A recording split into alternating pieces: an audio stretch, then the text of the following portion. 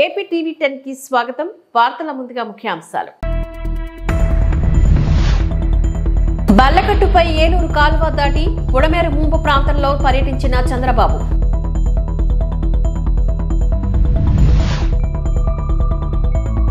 ఇటీవల ముంపుకు గురైన ప్రకాశం బ్యారేజ్ ని పరిశీలిస్తున్న ఆయా సంబంధిత అధికారులు. వరదల్లో మునిగిపోతున్న వారిని రక్షించడానికి ప్రభుత్వ వినూత్న ప్రయత్నం. రోబోటిక్ లైఫ్ బోట్స్ ని ఉపయోగించనున్న ఆంధ్రప్రదేశ్ ప్రభుత్వం.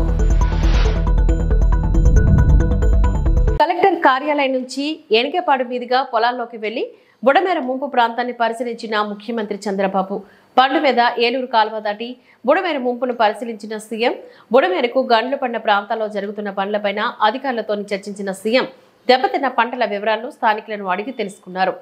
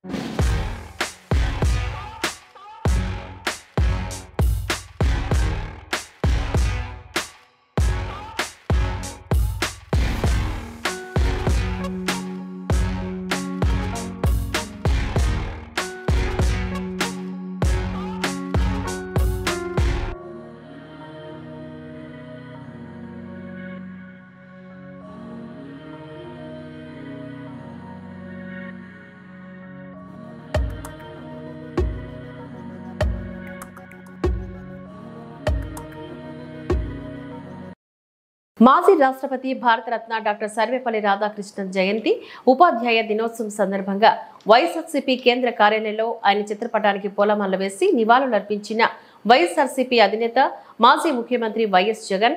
ఈ కార్యక్రమంలో పాల్గొన్న Kadapa MP YS Avinash Reddy, party సమన్వయ ప్రధాన కార్యదర్శి మాజీ ఎమ్మెల్యే గడికోట శ్రీకాంత్ రెడ్డి, కడప మేయర్ సురేష్ బాబు, పెనమలూరు వైఎస్ఆర్సీపీ సమన్వయకర్త దేవభక్తుని చక్రవర్తి తదితరులు.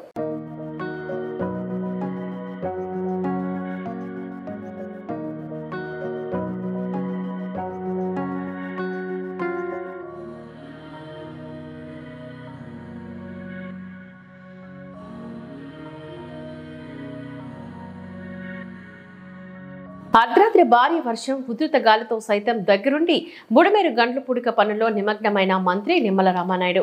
అర్ధరాత్రి భారీ వర్షం, ఉధృత గాలి వీస్తున్నా నిద్రాహారాల సైతం మాని బుడమేరు గండ్ల పుడక పనుల్లో జలవనరుల శాఖ మంత్రి నిమ్మల రామానాయుడు నిమగ్నమయ్యారు. పనులకు ఎక్కడ ఆటంకం కలగకుండా అర్ధరాత్రి 1 గంట నుంచి తెల్లవారుజాము వరకు జోరున వానలోనే తడుస్తూ దగ్గరుండి పనులను పర్యవేక్షించారు. గండ్ల పుడక జరిగితేనే గాని సింగ్ నగర్ కు వరద ఉధృతి తగ్గదనే ఉద్దేశంతోనే దగ్గరుండి పనులు పర్యవేక్షించారు. సింగ్ నగర్ ప్రాంత ప్రజలకు ఉపశమనం కలిగించాలన్నదే ప్రభుత్వ ఉద్దేశం. గత 4 రోజులుగా గట్టు వెంబడే ఉంటూ పూడిక పనుల్లో వేగవంతమయ్యాయి. సీఎం చంద్రబాబు, మంత్రి లోకేష్లు ఎప్పటికప్పుడు బుడమేరు గండ్లు పూడిక పనులపైన సమీక్షలు చేస్తున్నారు. బుడమేరు గండ్లు పూడిక పనుల్లో అధికారులు, ఏజెన్సీల సహకారంతో ముందుకు వెళ్తున్నారు.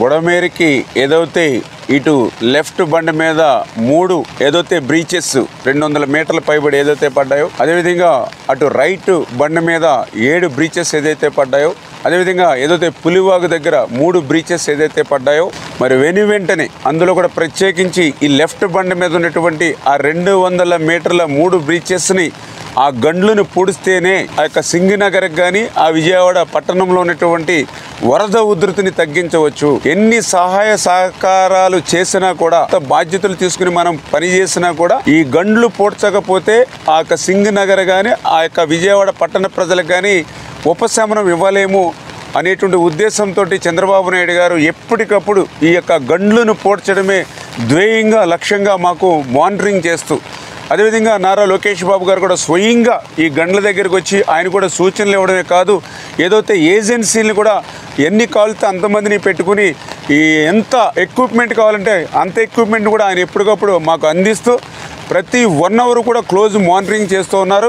అందుకే ఈరోజు ఎంత వర్షం వచ్చినా, గాలి వచ్చినా కూడా దాన్ని కూడా మేము తట్టుకుని ఎదుర్కొని ఏదైతే అధికారులు కానీ అదేవిధంగా ఏజెన్సీలు కూడా వాళ్ళ యొక్క సహకారంతో ఆ బుడమేరు గండ్లను యుద్ధ ప్రాతిపదిక మీద పూర్తి చేస్తూ ఉన్నాం. విపత్తుల సమయంలో ప్రజలను రక్షించాలనే ఉద్దేశంతో ఆంధ్రప్రదేశ్ ప్రభుత్వం టెక్నాలజీని ఉపయోగించడంలో మరో ముందడుగు వేసింది. రోబోటిక్ లైఫ్ బోట్ పనితీరును ఏలూరు వరదల్లో వాడి ఎలా పనిచేస్తుంది అనేది ఏపీ ఎస్డీఆర్ఎఫ్ సిబ్బంది డెమోన్స్ట్రేషన్ చేశారు. వరదల్లో మునిగిపోతున్న వారిని రక్షించడానికి రోబోటిక్ లైఫ్ బోట్స్ ని ఆంధ్రప్రదేశ్ ప్రభుత్వం ఉపయోగించనుంది.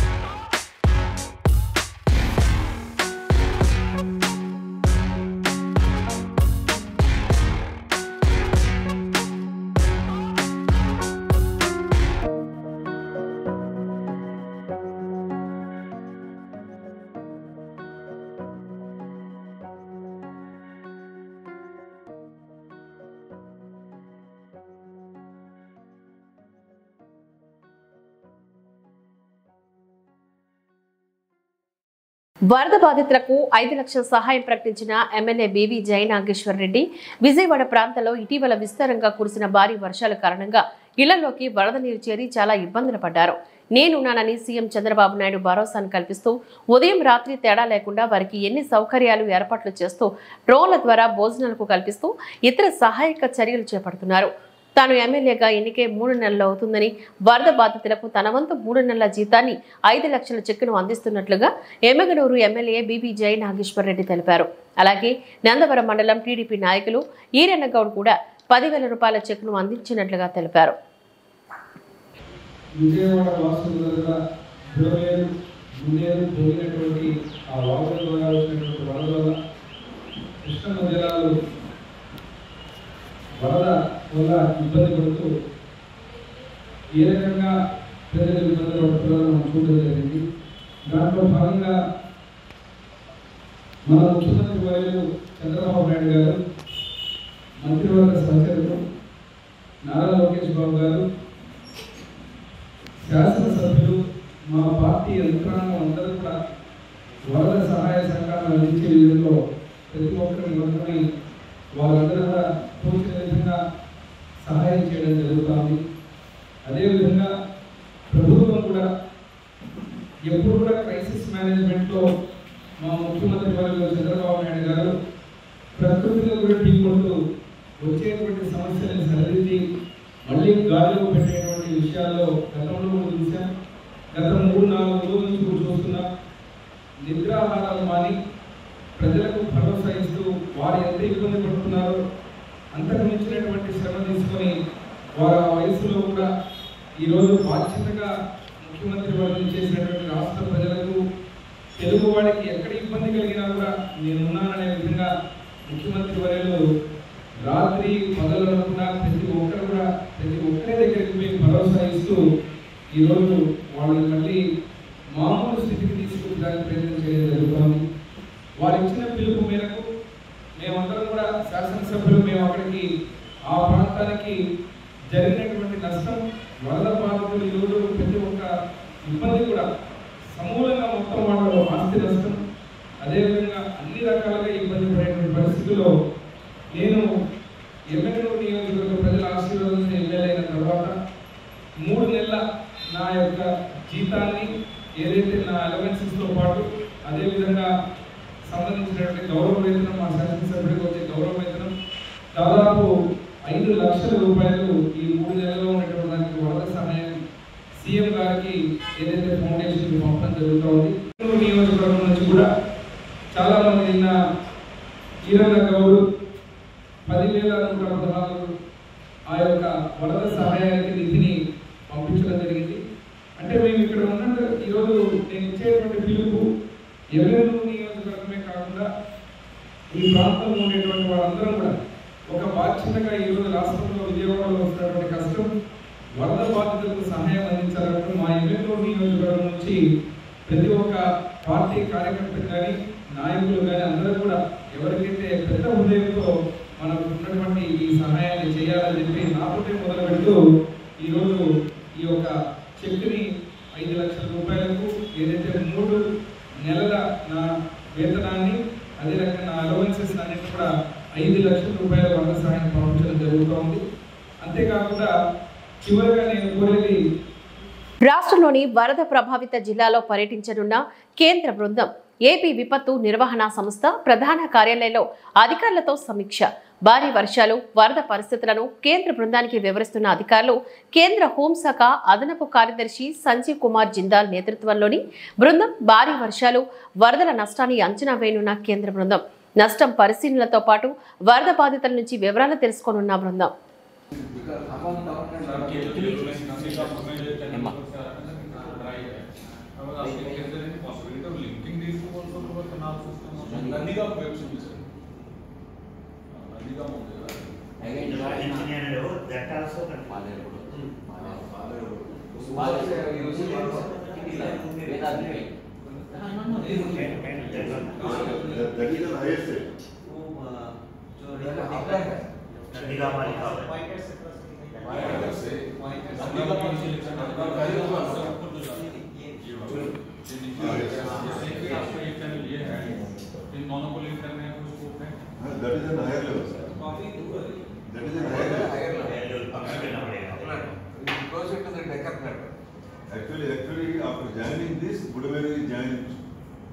విజయవాడ వరద బాధితుల కోసం పశ్చిమ గోదావరి జిల్లా నరసాపురం నుంచి 20 లక్షల రూపాయలు విలువ చేసే 5,000 నిత్యావసర వస్తువుల ప్యాకెట్లను జనసేన పార్టీ ఆధ్వర్యంలో తరలించారు. ఎమ్మెల్యే బొమ్మిడి నాయకర్ పిలుపు మేరకు జన సైనికులు పార్టీ శ్రేణుల నుంచి విరాళాలు సేకరించారు. ఆ మొత్తంతోని 5 కేజీల బియ్యం, 8,000 పాల ప్యాకెట్లు, 7,000 బ్రెడ్లు, ఇతర నిత్యావసర వస్తువులు కొనుగోలు ప్యాకెట్లుగా కట్టి వాటిని ప్రత్యేక వాహనంలో విజయవాడకు పంపించారు.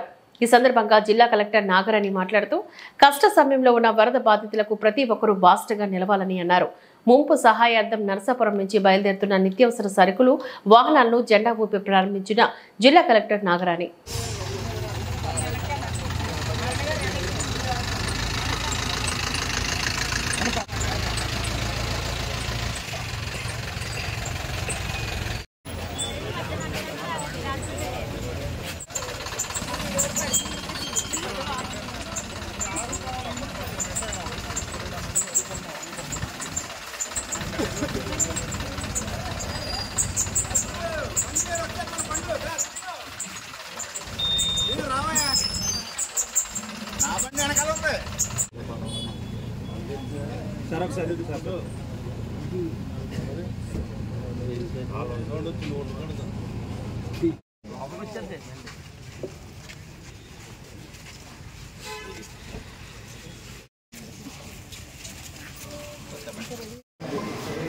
భగవాన్ కొద్దానికి రావా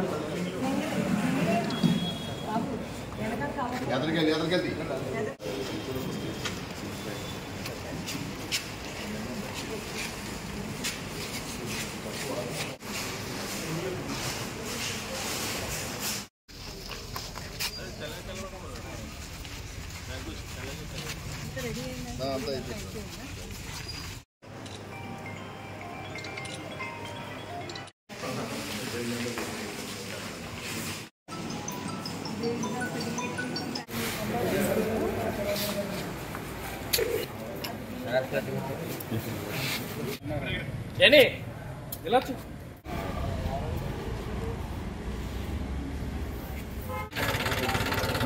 నమస్కారం అండి. గత 4 రోజులుగా భారీ వర్షాలు వరదలతో ఇబ్బంది పడుతున్న విజయవాడ పట్టణవాసులకు ఆహారం, ఇతర నిత్యావసర వస్తువులు అన్నీ కూడా ఇక్కడ నరసాపురం ఎమ్మెల్యే బొమ్మిడి నాయకర్ గారి నాయకత్వంలో 5,000 మందికి రైసు, వెజిటబుల్స్, చక్కెర, బన్సీరవ్వ, నిత్యావసర వస్తువులు మరియు 8,000 మిల్క్ ప్యాకెట్స్, 7,000 బ్రెడ్ ప్యాకెట్స్, ఇతర వస్తువులు, తర్వాత bedsheets, water 25,000 1 litre water bottles, ఇవన్నీ కూడా అనేక ట్రక్స్లో ఇక్కడి నుంచి విజయవాడకి ఎమ్మెల్యే గారు మరి ఇతర నాయకుల అందరి ఆధ్వర్యంలోనూ బయలుదేరి వెళ్తున్నాయి.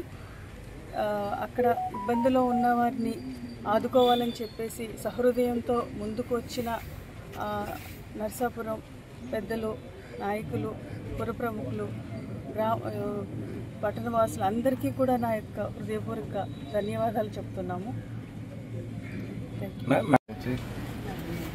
కూటమి ద్వారా తెలుగుదేశం, జనసేన, బీజేపీ 3 పార్టీలతోటి మరి ఏదైతే 4 రోజుల నుంచి కూడా విజయవాడలో అక్కడ ప్రజలు వరద తీవ్రతకు ఇబ్బంది పడుతున్నారు.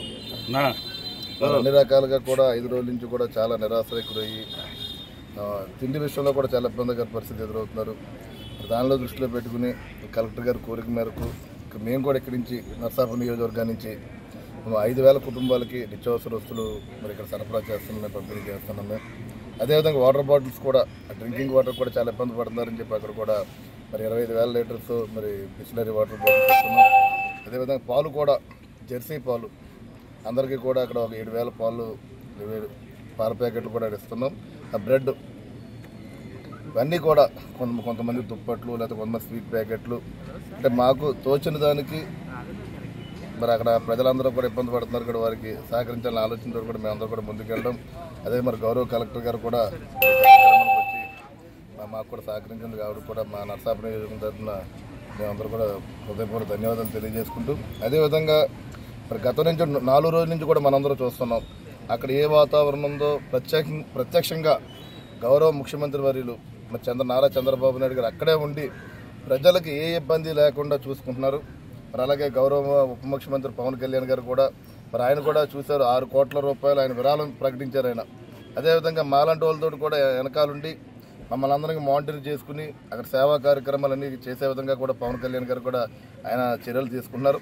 వీరందరి నాయకత్వంలో కూడా అటు చంద్రబాబు నాయుడు గారు కానీ పవన్ కళ్యాణ్ గారు కానీ ఇప్పుడు కలెక్టర్ గారి సహకారంతో మేమందరూ కూడా ముందుకెళ్ళి అక్కడున్న ప్రజలకి ఎవరైతే ఇబ్బంది పడుతున్నారో ఆ ప్రజలకు కూడా మా వంతుగా కొంత ఇబ్బందికర పరిస్థితులను ఎదుర్కొన్నారు కాబట్టి కొంత మేము సేవా దృక్పథంతో మరి ఎదుర్కొస్తున్నాం.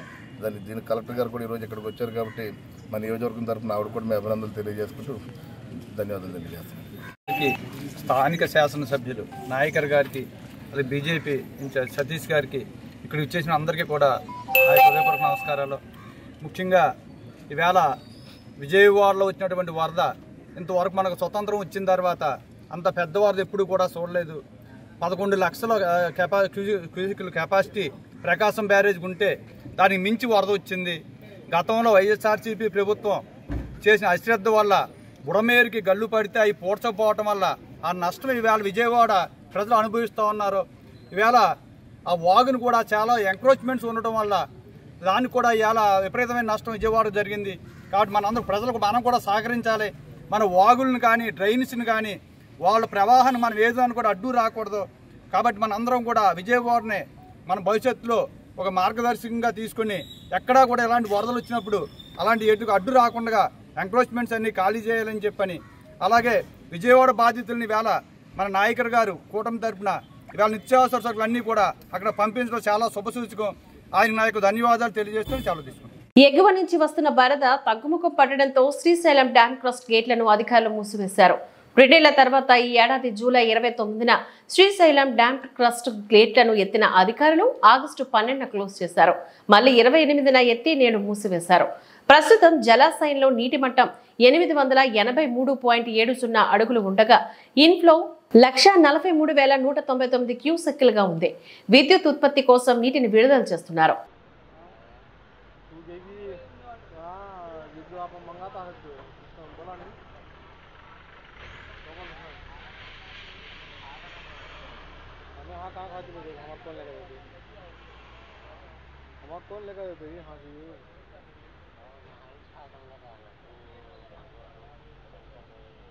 వరదతోని బురదమయమైన విజయవాడలో క్లీనింగ్ ప్రారంభమైంది. వరద తగ్గిన ప్రాంతాల్లో బురదమయమైన ఇళ్లను ఫైర్ ఇంజన్ల ద్వారా సిబ్బంది శుభ్రం చేస్తున్నారు. రాష్ట్ర వ్యాప్తంగా వందల సంఖ్యలో ఫైర్ ఇంజన్లు బెజవాడకు చేరుకొని ఇళ్లు, షాపులు, రోడ్లను శుభ్రం చేసే కార్యక్రమాన్ని మొదలుపెట్టాయి.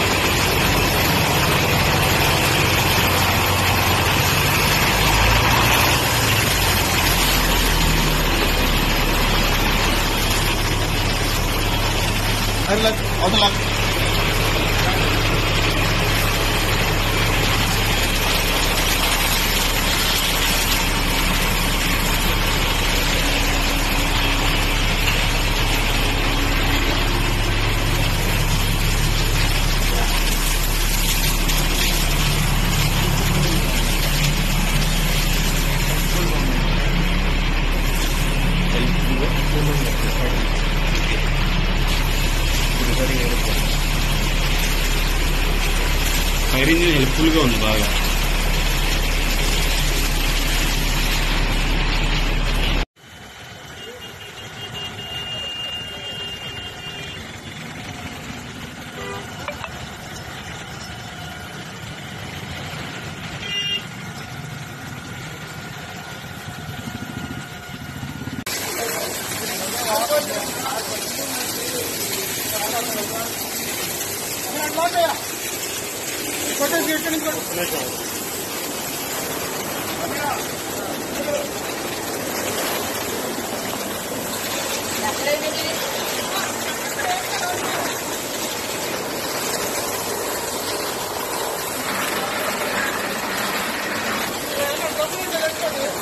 ఇటీవల ముంపుకు గురైన ప్రకాశం బ్యారేజీని పరిశీలిస్తున్న సంబంధిత అధికారులు ప్రకాశం బ్యారేజీ దెబ్బతిన్న గేట్లను పరిశీలిస్తున్న కేంద్ర బృందం పరిస్థితులను వివరిస్తున్న అధికారులు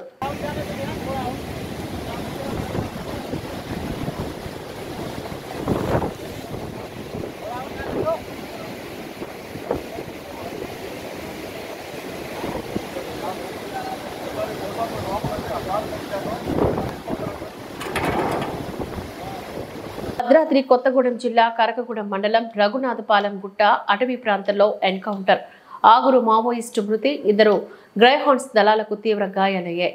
భద్రాచలం ఏరియా ఆసుపత్రికి తరలించారు. మృతి చెందిన 6 మావోయిస్టులో పాల్వంచ మనుగూరు మండలం దలగమండ లచ్చన్నగా ఉన్నట్లు పోలీసులు గుర్తించారు. తెలంగాణలోని కొత్తగూడెం జిల్లాలో భద్రతా బలగాలకు మావోయిస్టులకు మధ్య ఎదురుకాల్పులు జరిగాయి. గూండాల ప్రాంతంలోని నక్సల్స్ ఎన్కౌంటర్. ఈ ఎన్కౌంటర్లోని 6 నక్సలైట్లను సైనికులు హతమార్చారు. ఈ ఎన్కౌంటర్లోని 2 సైనికులు గాయపడ్డారు. గాయపడిన జవాన్లను మెరుగైన చికిత్స మేరకు ఆసుపత్రికి తరలించారు. ఘటనా స్థలంలోని ఆటోమేటిక్ ఆయుధాలతో సహా భారీగా నక్సల్ సామాగ్రిని స్వాధీనం చేసుకున్నారు.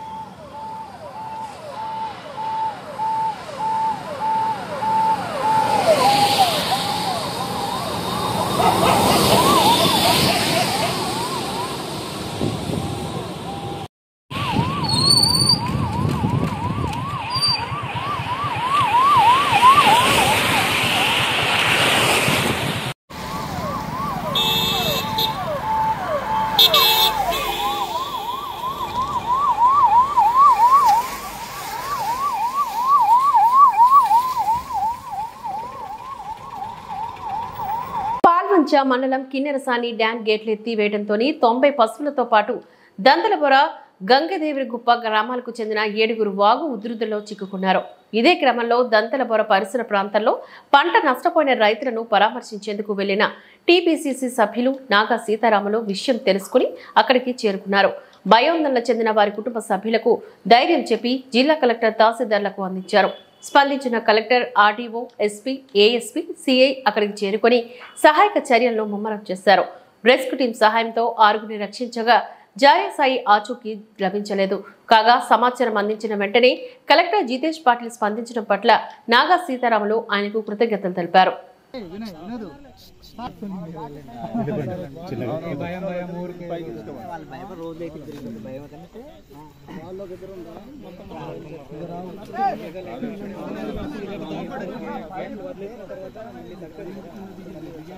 ఉదయం ఏం లేదు, ఉదయం వెళ్ళిపోయారు గీతలకి, గొడ్లకి వెళ్ళిపోతారు కదా.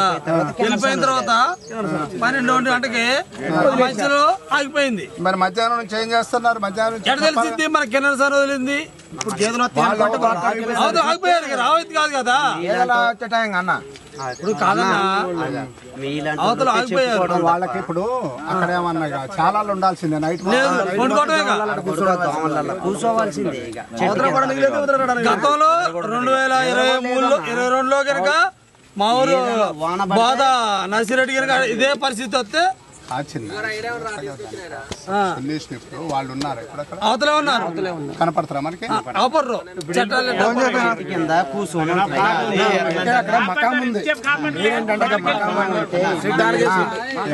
చెప్పండి. కాడు ఉంటే